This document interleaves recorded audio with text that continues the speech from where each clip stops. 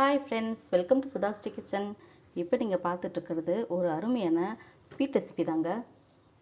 ரொம்பவே ஈஸியாக அருமையாக செஞ்சிடலாங்க. இது இந்த அருமையான ஸ்வீட் ரெசிபி எப்படி செய்கிறதுன்னு வீடியோக்குள்ளே போய் பார்க்கலாமா?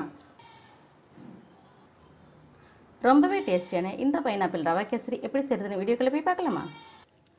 பைனாப்பிள் கேசரி பண்ணுறதுக்கு ஒரு 4 ஸ்பூன் நெய் சேர்த்துக்கலாம். முதல்ல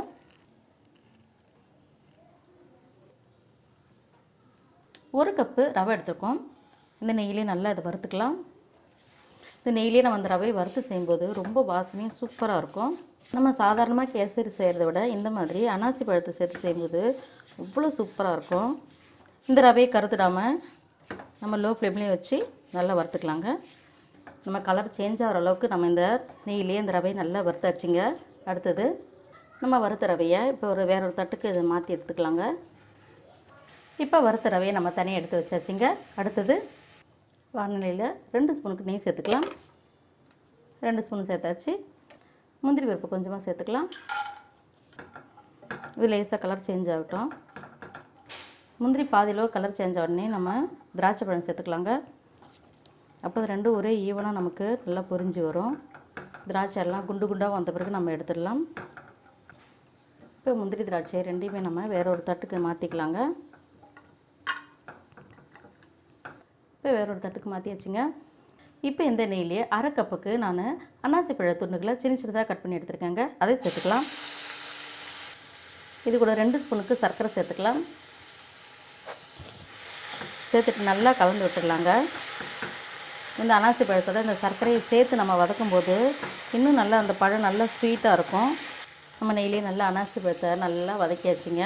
அடுத்தது நான் 1 கப் ரவை எடுக்க போகிறேன். அதுக்கு 3 கப்புக்கு தண்ணி சேர்த்துக்கலாங்க. 2 3. இப்போ இந்த தண்ணி கொதிக்கிறோம், அது வரைக்கும் மூடி வச்சிடலாங்க. இப்போ திறந்து பார்க்கலாம். இப்போ தண்ணி நல்லா கொதிச்சிட்டு இருக்குது. இந்த ஸ்டேஜில் நம்ம வறுத்து வச்சுட்டு அந்த ரவையை சேர்த்துக்கலாம். நம்ம நெய்யில் வறுத்து ரவன்றதுனால சீக்கிரமாக அது கட்டி தட்டாது. அப்படியே கலந்து விட்டுக்கலாம். 1 கப் ரவைக்கு 3 கப் தண்ணி சேர்த்தா தான் நம்ம ரவை கேசரி செஞ்சாலும் சரி, பைனாப்பிள் கேசரி செஞ்சாலும் சரி கரெக்டாக இருக்கும். ரவை நல்லா வேகணுங்க. ரவை நல்லா வெந்த பிறகு தான் நம்ம சர்க்கரை சேர்க்கணும். நம்ம சேர்த்த அளவு கரெக்டாக இருக்குது பாருங்கள். 3 தண்ணி சேர்க்கும்போது ரொம்ப கரெக்டாக வந்துருச்சு. 1 கப் ரவைனா 1.25 சர்க்கரை சேர்க்கலாங்க. இது 1/4 கப்பு சேர்த்துட்டு நல்லா கலந்து விட்டுக்கலாம். இப்போ நம்ம சேர்த்த சர்க்கரைலாம் நல்லா கரைஞ்சி மெல்ட் ஆகும். அது வரைக்கும் நம்ம கலந்துகிட்டே இருக்கலாங்க. நம்ம சாப்பிடும்போது இந்த அன்னாசி பழம் நடுவில் ரொம்ப சூப்பராக சாஃப்டாக இருக்கும். ஏன்னா நம்ம தண்ணியிலையும் மறுபடியும் வேக வச்சுருக்கோம். வதக்கிட்டு தண்ணியிலையும் வேக வச்சதுனால ரொம்ப டேஸ்ட்டாகவும் இருக்கும், ரொம்ப சாஃப்டாக இருக்கும். நம்ம சேர்த்த சர்க்கரைலாம் நல்லா மெல்ட் ஆகிடுச்சு. கொஞ்சம் இறுகி வர வரைக்கும் நம்ம இதை கலந்து விட்டுக்கலாம். நம்ம சேர்த்த சர்க்கரையும் நல்லா இறுகி வந்துருச்சு. அடுத்தது கடைசியாக நான் கொஞ்சம் எல்லோ கலர் ஃபுட் கலர் சேர்த்துக்கிறேங்க. நம்ம நெய்லேயே ஃப்ரை பண்ண முந்திரி திராட்சையும் சேர்த்துக்கலாம். இது மேலே ஒரு 4 ஸ்பூனுக்கு நெய் சேர்த்துக்கலாம். எல்லாத்தையும் சேர்த்துட்டு அப்படியே கலந்து விட்டுக்கலாங்க.